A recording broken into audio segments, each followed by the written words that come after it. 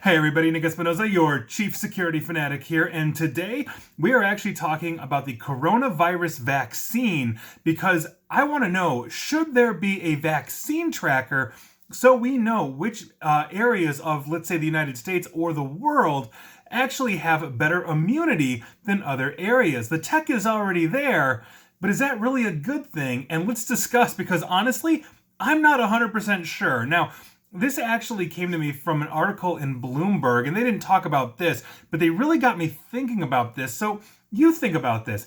The biggest vaccination campaign in world history is currently underway. At today, right now, more than 4.4 million doses in 10 countries have been administered, according to data that was collected by Bloomberg. Now, delivering billions more is going to be a massive logistical challenge.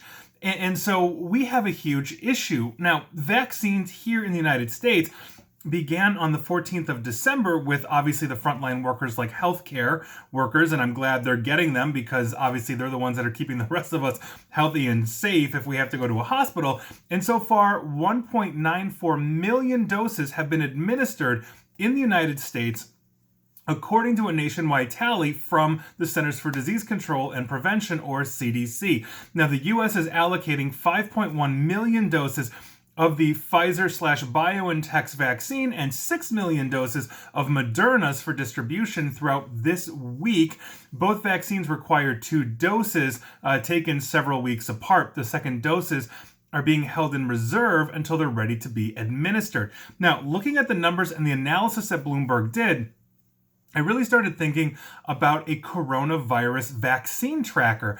Now, essentially, they have done this without actually saying that they did this. So what they're doing is they're looking at this, but not telling you who got it, but we do know the areas. And the question is, does this really go far enough to ensure health through a global pandemic? And this is what I'm talking about. Let's break down some of these numbers.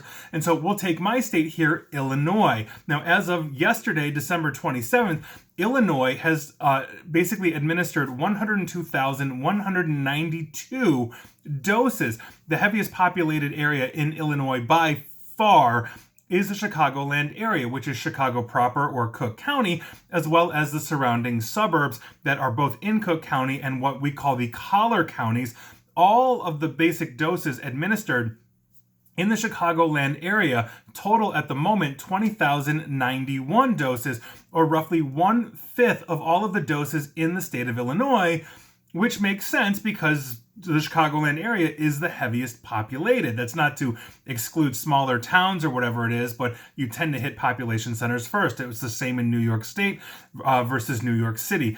However, at the moment, all of the doses that have been administered in this state means that only 0.81% of the entire population of the state of Illinois have actually received this, and the surrounding states have received even less. So Indiana is at 0.95, Missouri 0.37, Iowa 0.27, Kentucky 0.25, and Wisconsin at 0.18.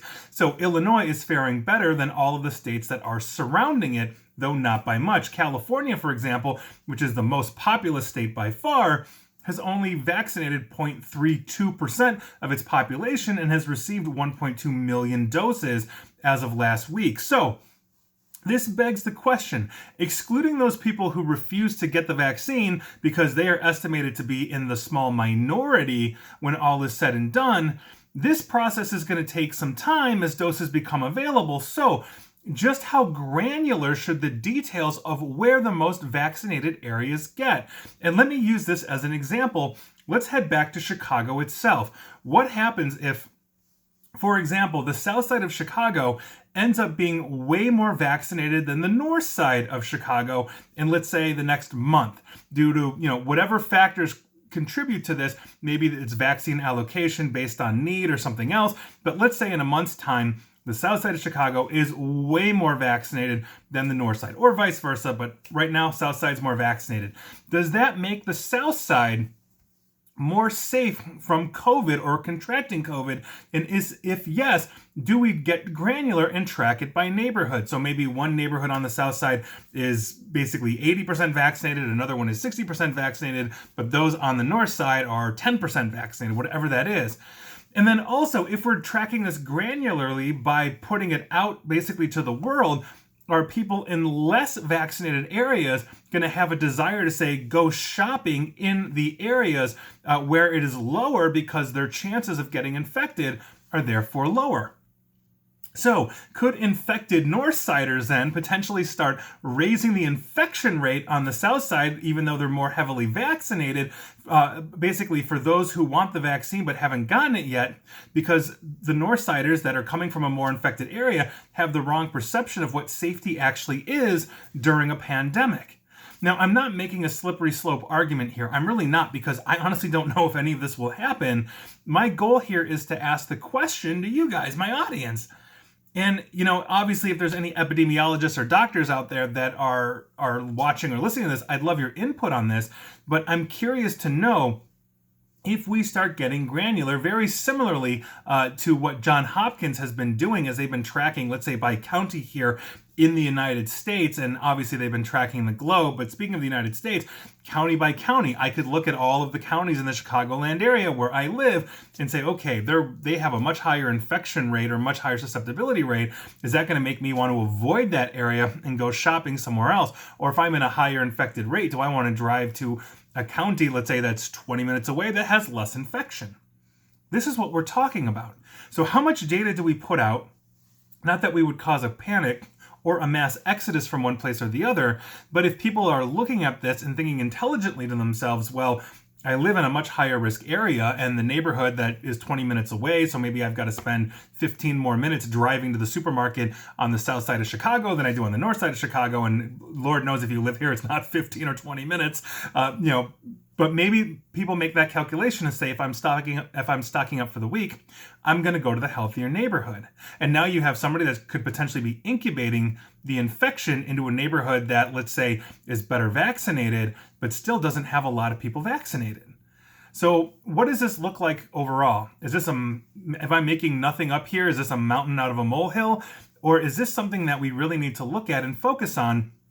And I think it all comes down to technology, because as we are receiving this data, very similarly to how Johns Hopkins was tracking this globally by county, by infection rate, by all of this stuff, we are very easily able to pull up our phones, look geographically at where we live and say, I live in a high risk or low risk area, or I live in a high vaccinated or low vaccinated area. So I want to go where it's safer, whether I'm shopping or doing whatever I'm doing. How do we restrict that? Do we restrict motion? Do we restrict the technology and the data that we're putting out there? Do we have to start putting up borders around counties or not? We haven't so far, although we have a good chunk of the population that also refuses to wear masks and all of that. So what does that do? How are we allocating by priority? Obviously, healthcare workers and all of that. But let's say the south side gets more vaccinations than the north side. How does that work? Where does that data fit in? I think these are questions that we really need to answer. I mean, I'm glad we're all getting vaccines. I'm sure as they expand out, I'll be getting the vaccine as well. I have no qualms about that. But I just want to make sure that as we are doing this, we're doing this in a safe manner.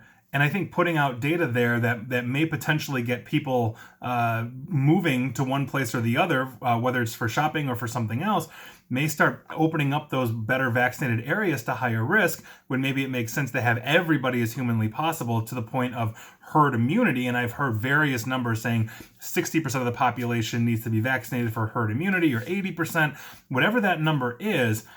Do we basically withhold the data or not show the data of which neighborhoods or areas of your locale are better vaccinated than others until we've all basically equally done that?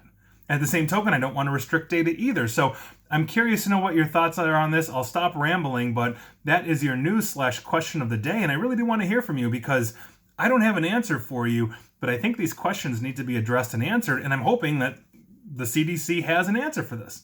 So that is your news of the day. And please like, share, follow me here on Facebook and Twitter at NickAESP.